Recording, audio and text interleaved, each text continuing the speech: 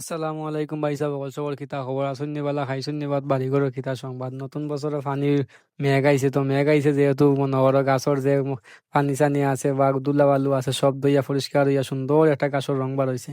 গাছর রং বার হইছে, ঘুম থেকে উঠটা দেখি প্রায় বাজে 45টা বাজে গেলে কি তো মেঘ দিছে ইনোর মাঝে 6 মাস মাছ খাইছি ইংলিশ, তো বাংলা মাছ খাওয়া লাগবো।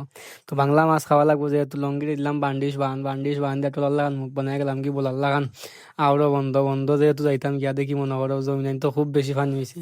যেখানে বেশি পানি হয়েছে, পানি হইতে বালা কথাই যেখানে গিয়া আইল দিতাম মনে করো হিনের মাঝে দেখি 4 আঙ্গুল বা 2 আঙ্গুল পানি জমিন বিজাইছে কিন্তু কিচ্ছু করার নাই, কষ্ট করে বান দেওয়া লাগবো। বান দেওয়াত লাগিয়া টোলার লাগান মুখ বানাই বলার লাগান দিলাম বান দিয়া মনে করো একবারে উল্টাইলছি বান দিয়া এমন সিস্টেম করছি মনে করো খুব উঁচা করছি জমিনের লেভেল কম বেশ যেহেতু জমিনের লেভেল হয়েছে বুড়ুং ফাটাইন লাগবো বা পানি যদি না আটে তাই মাঝে মাছ মারতাম পারতাম না।